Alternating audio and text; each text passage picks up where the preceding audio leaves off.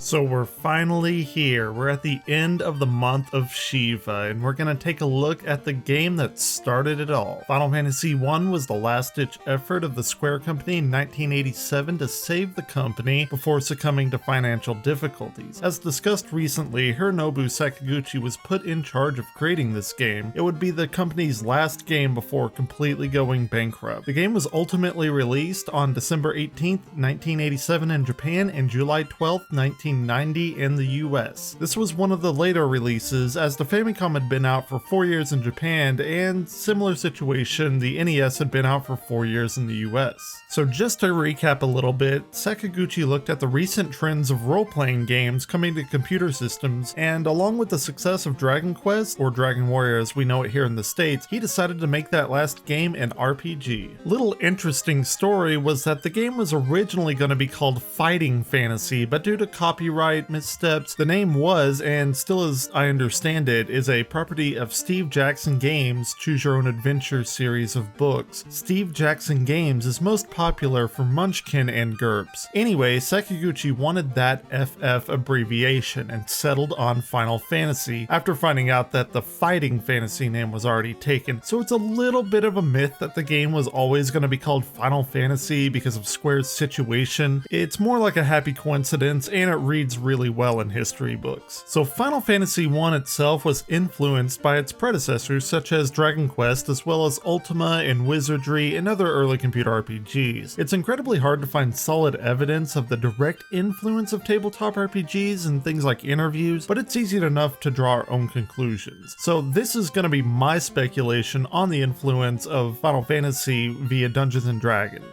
So tabletop RPGs were making their way over to Japan, having only recently been invented a decade or so before, and several aspects of the game has made its way into Final Fantasy, which at this point is pretty much taken as fundamental properties of role-playing games in general in both tabletop and video game varieties. In the original Final Fantasy, you begin by creating your team of 4, and this is generally associated being the most common number of party members to play with to be considered a full party. So whenever you start the game, character creation involves choosing a particular class or job as it's known in most Final Fantasy games. You're going to do this with 4 characters and name them and then go on your adventure. So we have a selection of the fighter, which is known formally today as the warrior. We have the black belt, which is usually called the monk, and then the thief, which has always really been the thief. And those basically round out our physically focused classes. While those classes are fairly basic, magic is a little bit more in-depth and definitely tied to the fundamentals of D&D. The 3 jobs that you're able to choose from is the white mage, the black mage, and the red mage. Most people would associate these classes from D&D via the cleric as the white mage, the wizard as the black mage, and some form of Gish character, which is a composite of a fighter and a magic user, for the red mage. A lot of people can argue that the red mage would also be modeled after the bard, given his flamboyant attire that he wears. I suspect, however, that there's also another big influence of these particular mages, the white, red, and black mages. I personally think the white, red, and black mages are a little more inspired from the different robes in the Dragonlance universe of magic users. As black robes are evil, white robes are good, and red robes are neutral, which tend to correspond to white being primarily healing magic, black being destructive, and the red mage utilizes both, but they're competent at fighting as well. So maybe it's a little bit of both, where you have the wizard, cleric, bard, and you have the different colors of robes put together. Either way, it's a pretty fascinating subject to think about. Beyond the different colored robes, we can see that magic is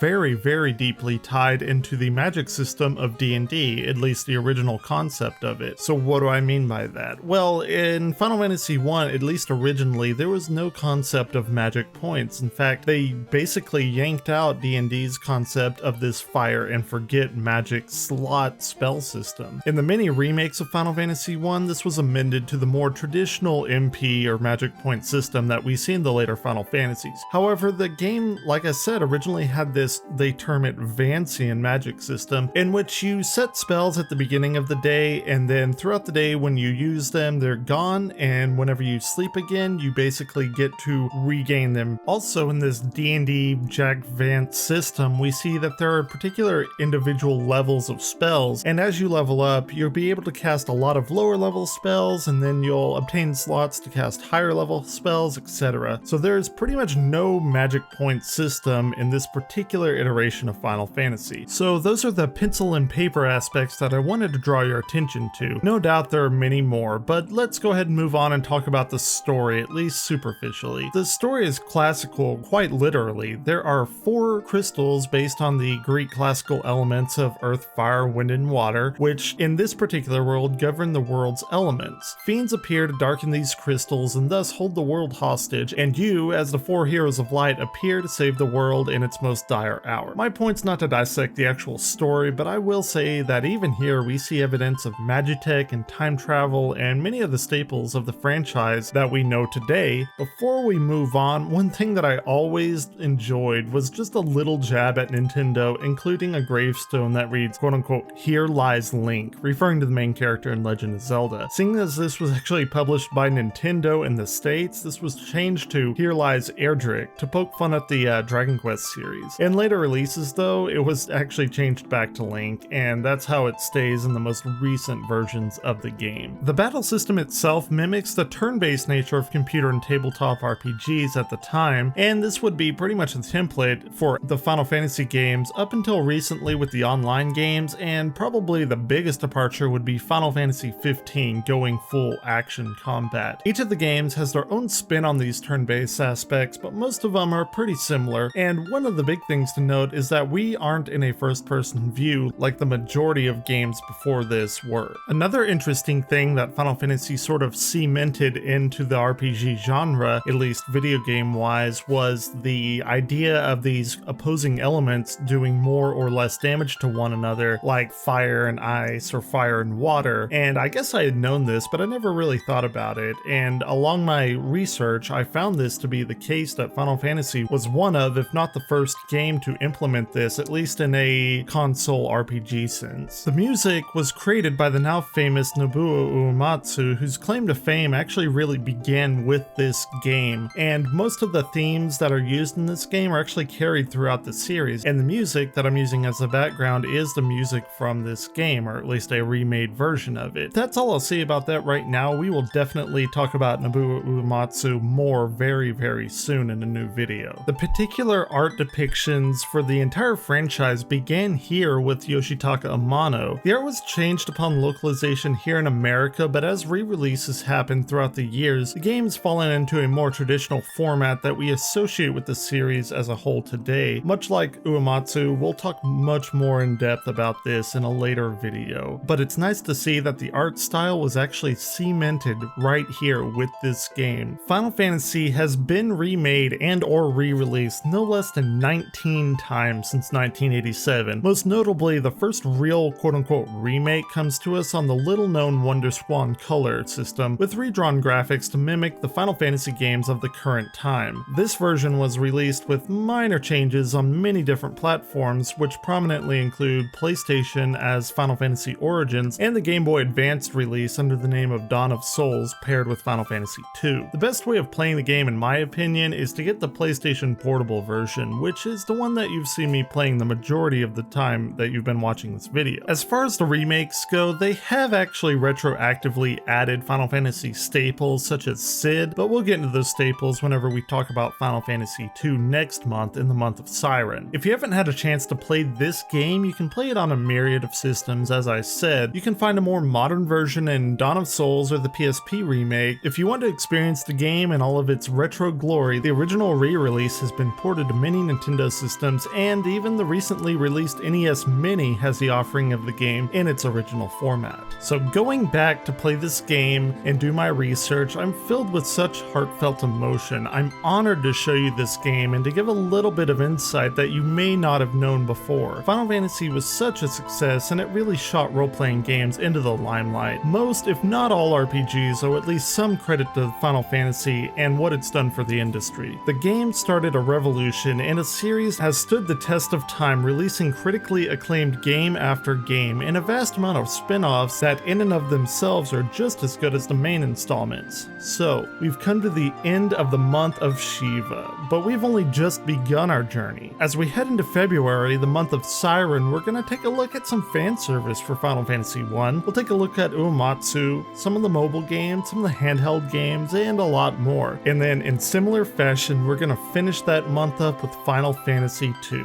So until next time, Crystal Warriors, keep on gaming.